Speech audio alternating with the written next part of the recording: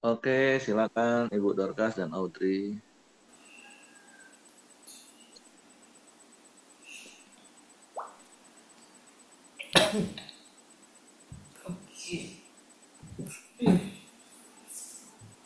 Sebentar dulu. Lirik ada Pak.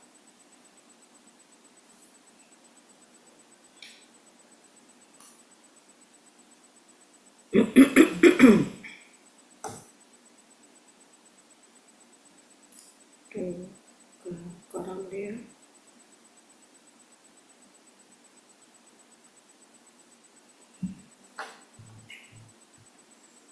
Kalau ada lagu yang tidak bisa, saya masukkan di dalam grup.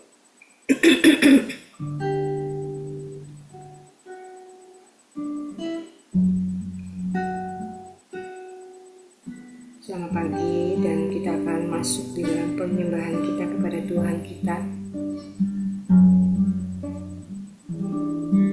Karena Tuhan, kita diajarkan untuk belajar bersyukur di dalam segala sesuatu. Yang Tesalonika bahwa Tuhan mau mengajarkan kita bersyukurlah di dalam segala sesuatu, karena itulah yang dikehendaki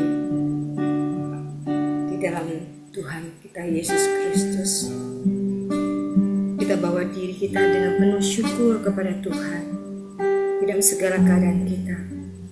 Membawa diri ini, bawa diri ini yang dengan sesungguhnya di hadapan Tuhan, supaya Tuhan mau menerima korban syukur kita melalui pujian kita. Ku bawa kepadamu, oh Tuhan, persembahanku ini. Ku ingin Engkau menerima korban syukurku melalui pujian. Katakan, ku bawa kepadamu ya Tuhan. Ku bawa kepadamu, oh Tuhan, persembahanku ini. Ku ingin Engkau menerima korban syukurku melalui pujian. Takkan pernah ku bawa selain yang terbaik, yang harum dan sejati di hadapan tatamu. Yesusku, terimalah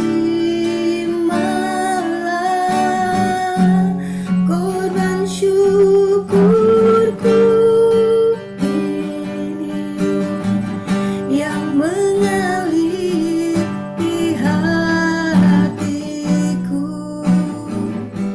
sebagai penyembahanku. Bersyukur ya Tuhan untuk pagi ini apa yang Kau berikan bagi kami Tuhan, atas apa yang terjadi di dalam hidup kami Tuhan.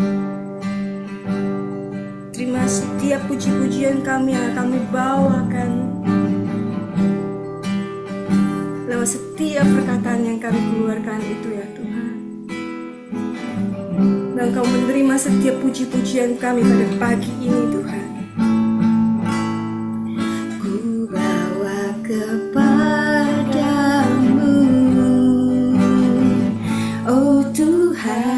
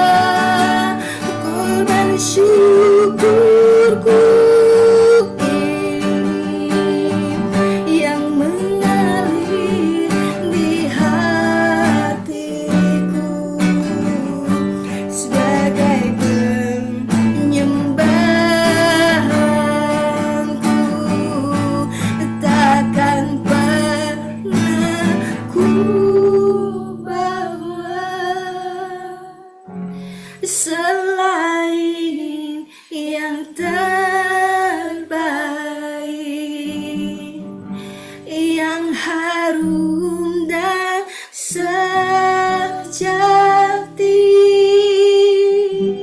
di hadapan tatamu, Yesusku, terimalah korban syukurku ini yang mengalir di hatiku, yang mengalir di hatiku, yang mengalir di hatiku sebagai penyembahanku,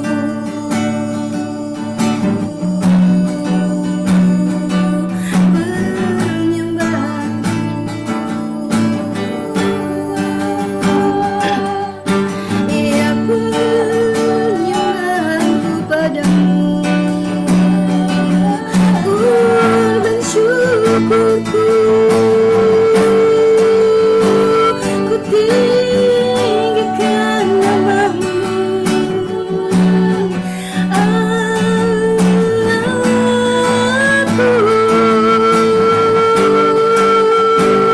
Allahku yang perkasa, Allahku yang dahsyat, Allahku yang penuh kasih. Ku bersyukur Kau hadir, Kau hadir, Kau hadir setiap keadaan kami. Ku bersyukur,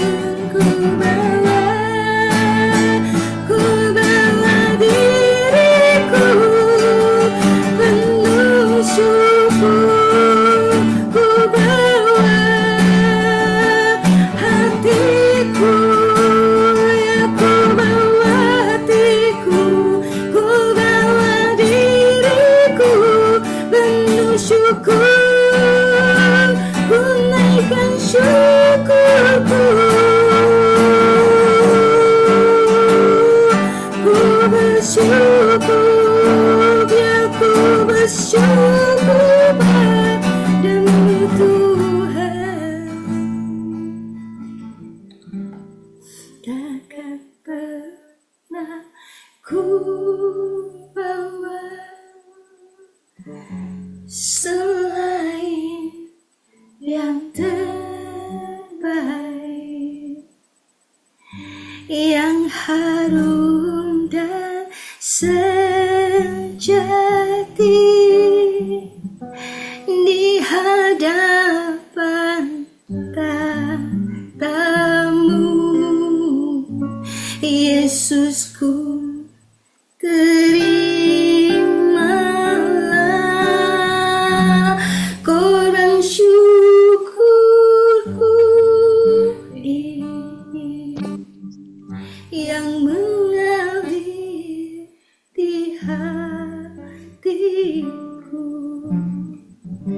sebagai penyembahanku. Terus nyanyikan dalam diri kita kepada Tuhan, nyanyi pujian yang hanya kita berikan kepada Tuhan. Ya, pujian hanya bagimu Tuhan, namamu besar dan layak dipuji.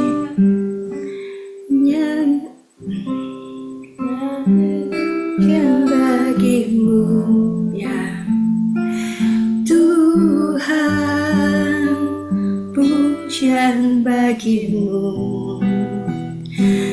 Tuhan, namamu besar dan layak dipuji. Nyanyi pujian bagimu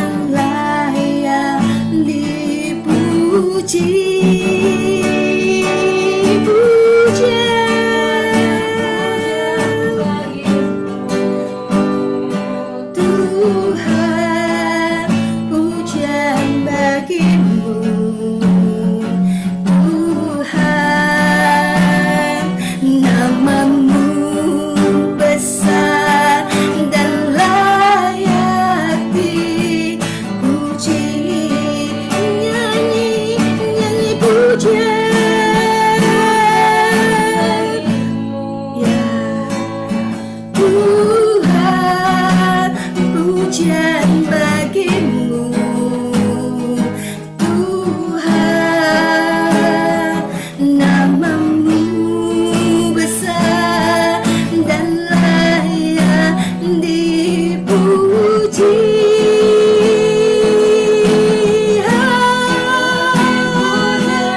Nyanyi pujian bagimu, Tuhan. Pujian bagimu, Tuhan. Namamu besar dan layak dipuji. Nyanyi bagimu, Tuhan. Pujian bagimu. Amin, Tuhan. Namamu besar dan layak dipuji. Nyanyi pujian bagimu, Tuhan. Pujian bagimu, Tuhan. Namamu besar dan layak dipuji. Ya, Tuhan saja yang layak kita tinggikan di dalam segala keadaan. Tuhan, kami akan terus percaya dan percaya kepada Engkau di dalam segala keadaan kami, sehingga kami dimampukan memuji Engkau, Tuhan. Karena Engkau Allah yang layak dipuji, karena Engkau Allah yang setia. Di dalam segala keadaan kami mengerti bahwa Engkau hadir. Sekalipun kami ada di dalam masalah, sekalipun kami menghendaki setiap persoalan kami ingin cepat selesai, sekalipun walaupun gunung itu tidak berpindah, hati kami tetap percaya padamu, Tuhan. Jiwaku bertanya, apakah masih ada harapan melewati tangisan, rasa sesak di dada. Imanku berkata, Tuhanku yang pegang kuasa, Dia selalu bekerja meski mataku tak melihat. Walaupun gunung itu tak berpindah, tetap percaya Kau yang punya kuasa. Sekalipun ku dalam lembah gelap, tak mengapa asal Kau di sampingku. Walaupun aku masih ada, tetap percaya rencanamu terindah. Pribadimu takkan pernah berubah. Iman yang aku pegang padamu, Tuhan yang setia.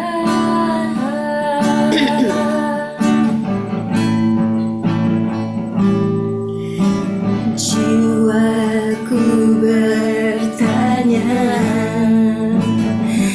apakah masih ada harapan melewati tangisan, sesat tidak ada.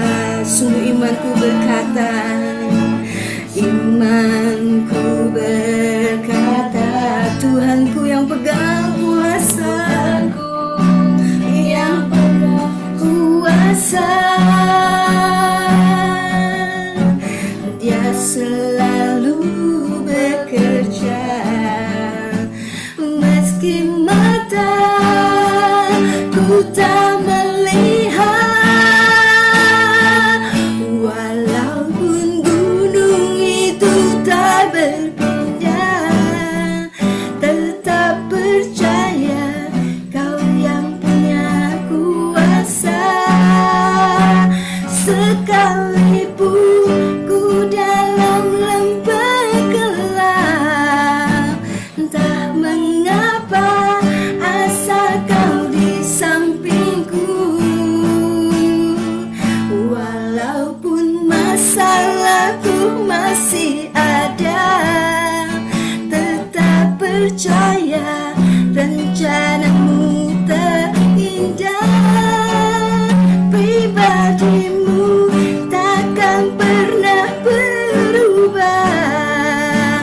Iman yang aku pegang padamu Tuhan, walaupun gunung itu tak berpindah, tetap percaya Kau yang punya kuasa.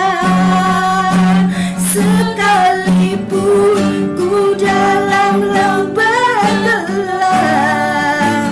tak mengapa asal Kau di sampingku. Walaupun masalahku masih ada, tetap percaya rencanamu terindah. Pribadimu takkan pernah berubah. Iman yang aku pegang padamu Tuhan, walaupun gunung itu tak berpindah, tetap percaya Kau yang punya kuasa. Sekalipun ku dalam lembah gelap, tak mengapa asal Kau di sampingku. Walaupun masalahku masih ada, tetap percaya rencanamu terindah. Pribadimu takkan pernah berubah. Iman yang aku pegang padamu Tuhan yang setia.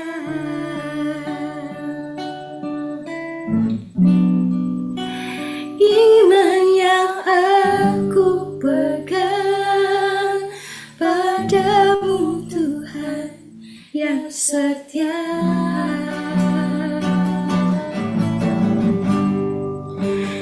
Iman yang aku pegang padamu Tuhan yang setia. Kami mengerti Tuhan, memegang Engkau dengan penuh.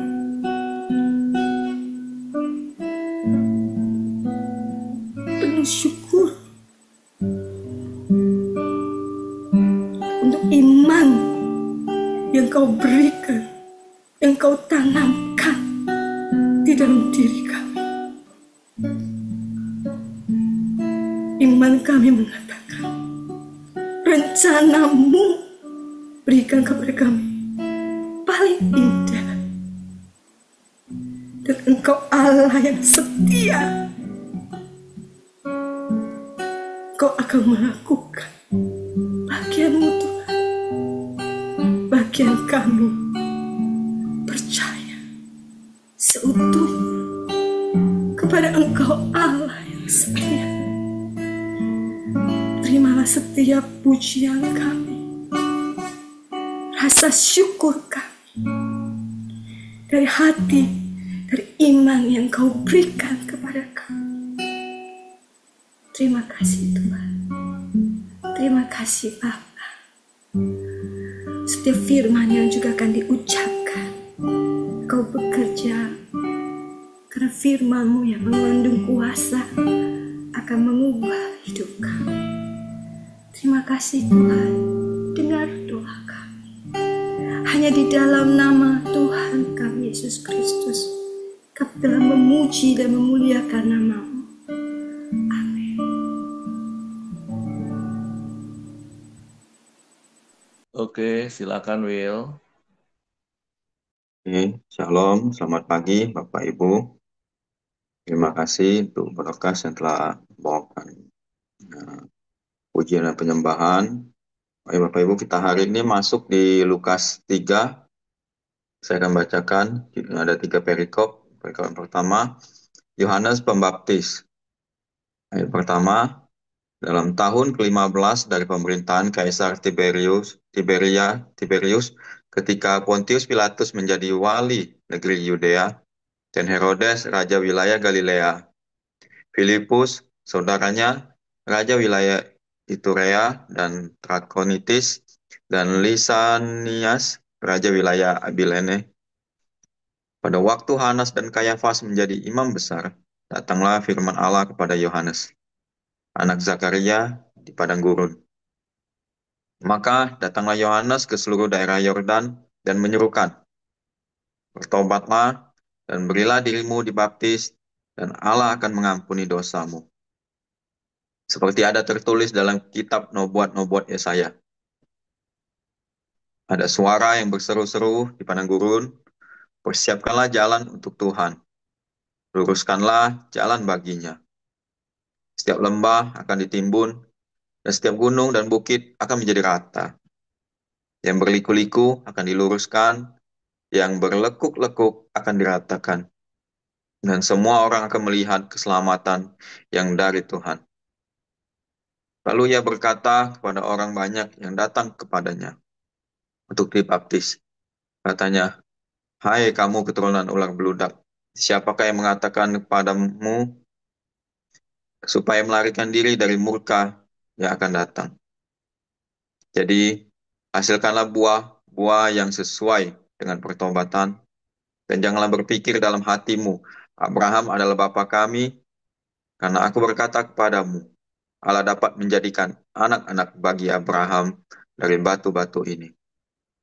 Kapak sudah tersedia pada akar pohon, dan setiap pohon yang tidak menghasilkan buah yang baik akan ditebang dan dibuang ke dalam api. Orang banyak bertanya kepadanya, jika demikian, apakah yang harus kami perbuat? Jawabnya, barang siapa mempunyai 2 helai baju, hendaklah ia membagikannya dengan yang tidak punya. Dan barang siapa yang mempunyai makanan, hendaklah ia berbuat juga demikian. Ada datang juga pemungut-pemungut cukai untuk dibaptis, dan mereka bertanya kepadanya, Guru, apakah yang harus kami perbuat? Jawabnya, jangan menagih lebih banyak daripada yang telah ditentukan bagimu. Dan prajurit-prajurit bertanya juga kepadanya, dan kami, apakah yang harus kami perbuat? Jawab Yohanes kepada mereka, jangan merampas dan jangan memeras, dan cukuplah dirimu dengan gajimu. Tetapi karena orang banyak sedang menanti dan berharap, dan semuanya bertanya dalam hatinya tentang Yohanes, kalau-kalau ia adalah Mesias. Yohanes menjawab dan berkata kepada semua orang itu, aku membaptis kamu dengan air, tetapi yang lebih berkuasa daripadaku akan datang dan membuka tali kasutnya pun aku tidak layak. Dia akan membaptis kamu dengan Roh Kudus dan dengan api. Alat penampi sudah di tangannya untuk membersihkan tempat pengirikannya dan untuk mengumpulkan gandumnya ke dalam lumbungnya. Tetapi debu jerami itu akan dibakarnya dalam api yang tidak terpadamkan. Dengan banyak nasihat lain, Yohanes memberitakan Injil kepada orang banyak. Akan tetapi, setelah ia menegur raja wilayah Herodes karena peristiwa Herodias, istri saudaranya, dan karena segala kejahatan lain yang dilakukannya, raja itu menambah kejahatannya dengan memasukkan Yohanes ke dalam penjara. Nah, di perikop pertama ini yang bisa saya bagikan yaitu bagaimana pelayanan Yohanes di wilayah Yordan. Yohanes menyerukan untuk eh, pertobatan bagi orang yang mau dibaptis dan menyerukan untuk pengampunan dosa yang datang daripada Allah. Nah, kita tahu makna baptisan itu sendiri bahwa eh, kita harus meninggalkan manusia lama kita, mematikan manusia lama kita, bangkit dan menghidupkan manusia baru kita lagi. Mendapat makna baptisan ini yaitu kita mendapatkan identitas baru, yaitu dari Kristus, karena kita sudah dibaptis, kita mendapat identitas baru yaitu sebagai anak Tuhan, sebagai orang Kristen. Nah, sehingga apa yang sudah melekat di dalam identitas kita sebagai anak Kristus, orang Kristen, itu kita bisa menghidupin eh, sifat-sifat, nilai-nilai yang ada di firman Tuhan. Sehingga kita harus meninggalkan manusia lama kita yang telah dikubur. Situlah makna baptisan yang menurut saya yang disampaikan. Sehingga di sini eh, Yohanes juga menyerukan bahwa ketika kita bertobat dan memberi diri dibaptis, kita meninggalkan manusia lama kita dan menjadi hidup di dalam manusia baru kita. Kita harus menghasilkan buah-buah pertobatan sesuai dengan pertobatan yang kita lakukan. Sehingga di ayat ke-9, ketika kita tidak menghasilkan buah pertobatan, di sini ayat 9, kapak sudah tersedia pada akar pohon dan setiap pohon yang tidak menghasilkan buah yang baik akan ditebang dan dibuang ke dalam api. Nah, jangan sampai Yohanes juga memberi nasihat, jangan sampai kita tidak menghasilkan buah pertobatan sehingga kita menjadi pohon yang ditebang, jadi tidak menghasilkan buah yang baik dan dibuang ke dalam api. Nah, dan di sini juga kita bisa melihat bagaimana nasihat Yohanes kepada orang yang untuk orang yang berbuat di ayat yang 11, banyak orang yang bertanya, apakah yang harus kami perbuat ketika barang siapa yang mempunyai dua helai baju, hendaklah ia membagikan dengan yang tidak punya, dan barang siapa mempunyai makanan, hendaklah ia juga berbuat juga demikian. Nah, di sini Yohanes mengajarkan kita untuk berbagi. Bagaimana berbagi kepada sesama kita, kita melihat di sekitar kita, kalau ada orang yang mempunyai kekurangan, memiliki kesusahan tersendiri, baiknya kita perhatian peduli. Kita bisa berbagi apa yang kita punya, baik itu tenaga, waktu, perhatian, maupun uang kita. Di sini Yohanes memberikan nasihat. Nah, dan juga yang memberikan nasihat kepada pemungut cukai, ada datang pemungut cukai untuk dibaptis, dan pemungut cukai juga diberi nasihat bagaimana jangan berbuat curang. Jangan menagih lebih banyak daripada yang telah ditentukan bagimu. Sesuai dengan aturan-aturan yang berlaku, kita juga harus mengikuti aturan-aturan yang berlaku. Apapun yang kita kerjakan, tugas apapun yang diberikan, jangan berbuat curang. Sesuai apa yang sudah tertulis. Dan nasihat yang selanjutnya terhadap prajurit yang bertanya, nah, di sini juga Yohanes memberikan nasihat, jangan merampas dan jangan memeras dan cukuplah dirimu dengan gajimu. Bagaimana kita diajarkan untuk tidak melakukan perbuatan-perbuatan kayak seperti ini. Jangan merampas, jangan memeras. Dan sehingga kita tidak menindas orang-orang yang lebih lemah dari kita. Di sini kan prajurit mempunyai tugas dan mempunyai kekuatan yang lebih daripada orang-orang biasa. Sehingga mereka mempunyai wewenang untuk sehingga di sini Yohanes mengajarkan jangan menindas, jangan memeras orang-orang yang lebih lemah daripadamu. Cukuplah dengan gajimu. Apapun yang kita dapatkan sesuai dengan pekerjaan kita, usaha kita, apapun itu kita jangan berbuat untuk merugikan orang lain.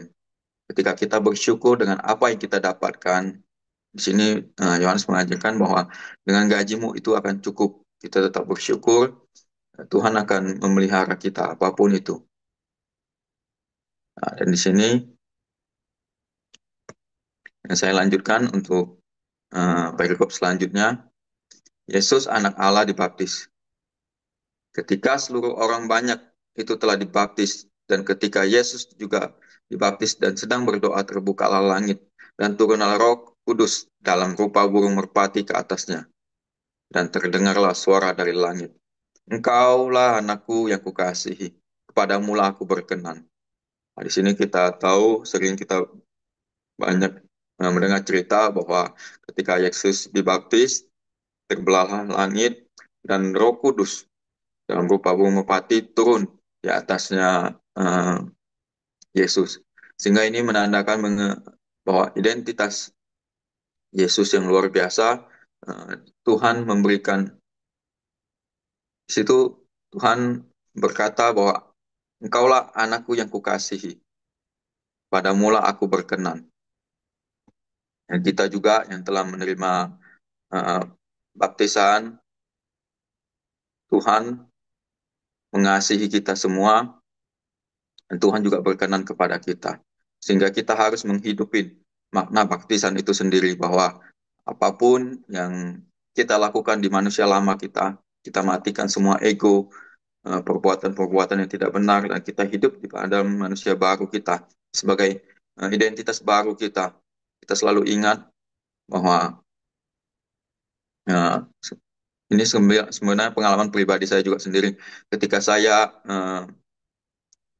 mau melakukan sesuatu, manusia-manusia lama saya ketika mau marah, mau melakukan hal-hal yang jahat yang tidak berkenan di hadapan Tuhan, saya selalu ingat makna baptisan itu sendiri. Oh, saya sudah menjadi anaknya Kristus, identitas saya sudah sebagai anak Kristus, dan saya harus lebih bersabar, lebih menghidupin firman-firman Tuhan, sehingga itu menjadi pengingat kita bahwa manusia lama kita harus tinggalkan. Kita hidup di manusia baru ini, sehingga apapun yang kita lakukan, kita punya pedoman hidup, kita punya identitas baru, sehingga kita lebih bisa berjaga diri dan berwas-was apapun yang kita lakukan di kehidupan yang lama.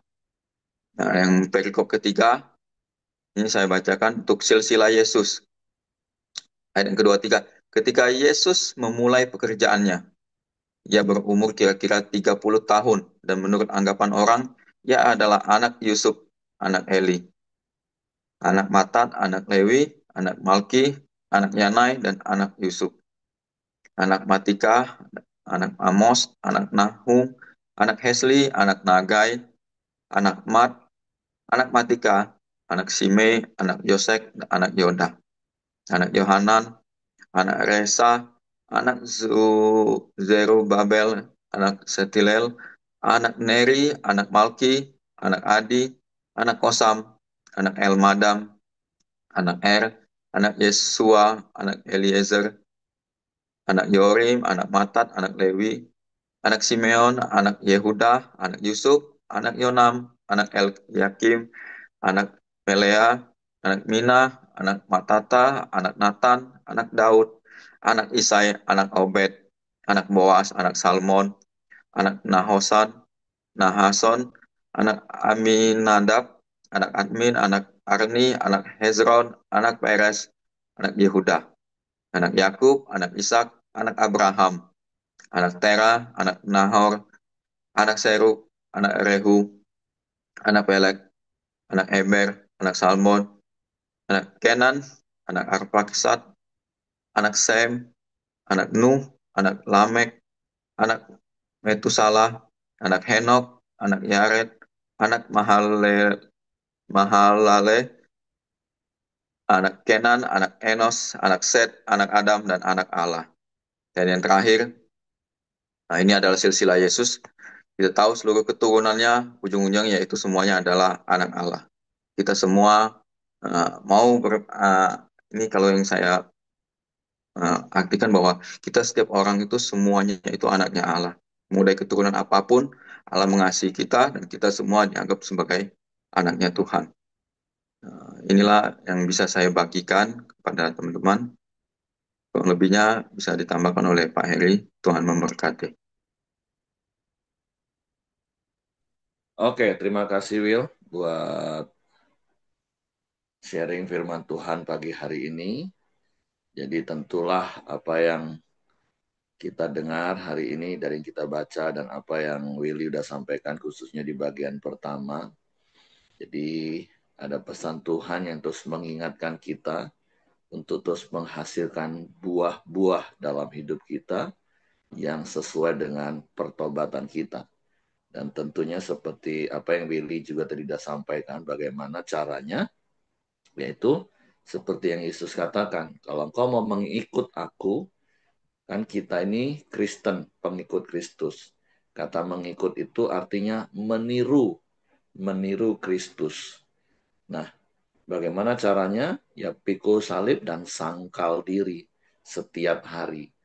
Nah, tentu pikul salib itu sekali lagi bukan bicara tentang menderita secara lahiriah semata-mata, walaupun mungkin itu bisa menjadi bagian yang harus kita alami, karena sebagian besar mungkin banyak yang menafsirkan pikul salib itu artinya menderita secara lahiriah.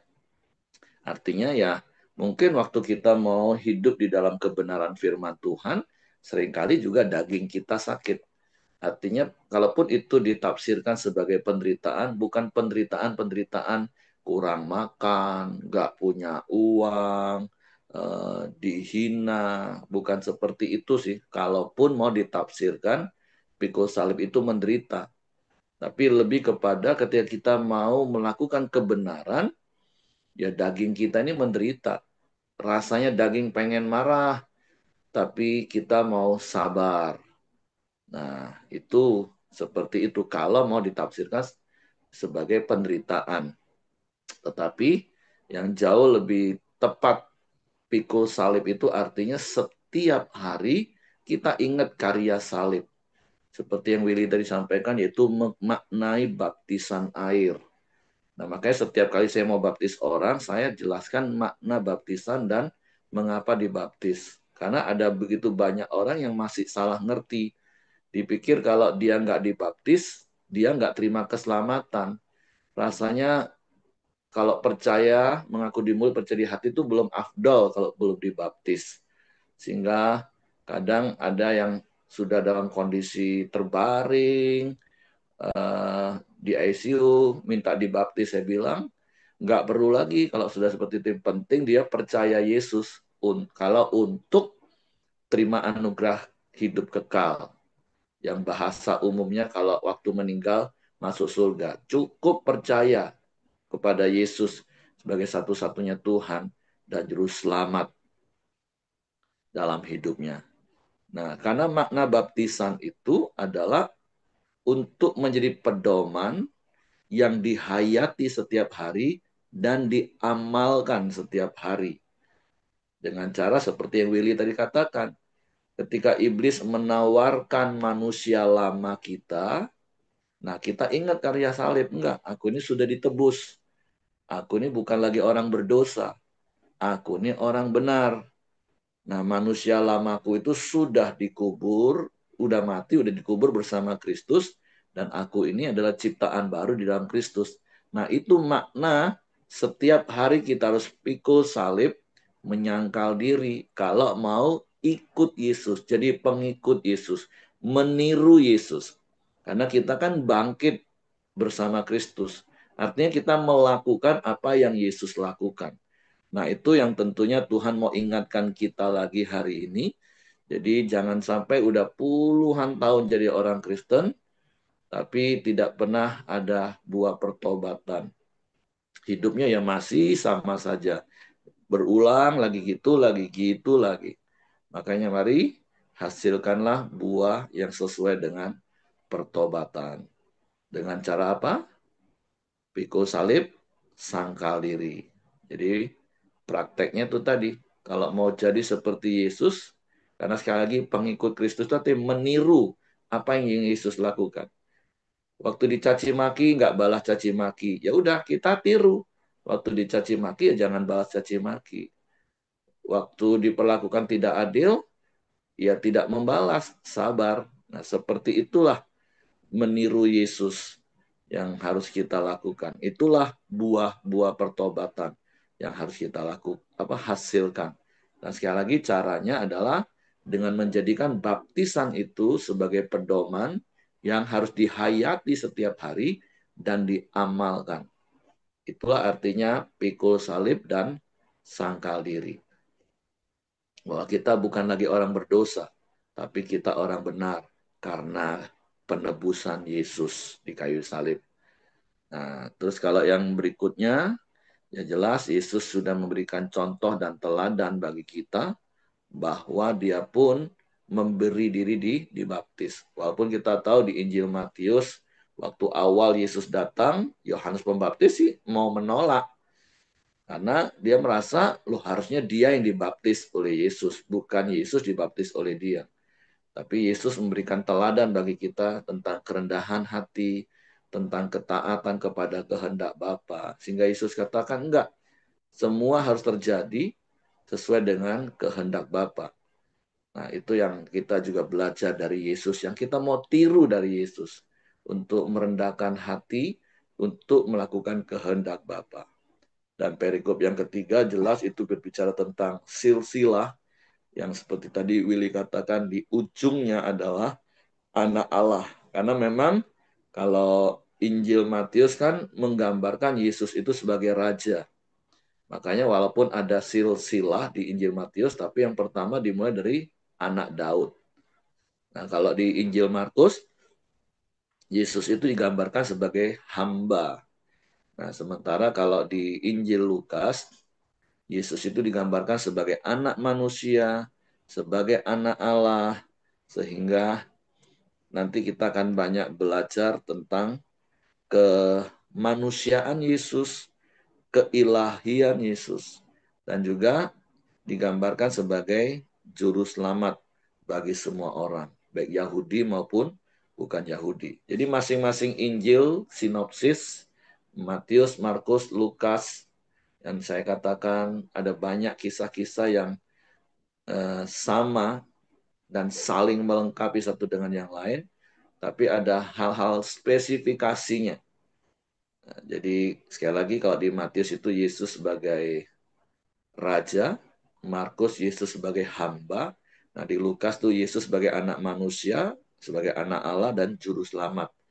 Sehingga kita akan melihat banyak hal tentang keilahian dan kemanusiaan Yesus di Injil Lukas. Oke, itu saja yang saya tambahkan pagi hari ini. Terima kasih untuk Willy, terima kasih juga untuk Ibu Dorcas dan Audrey. Silakan Bapak Ibu, kalau masih ada yang mau tambahkan, saya kembalikan kepada Coach Johnny Samuel.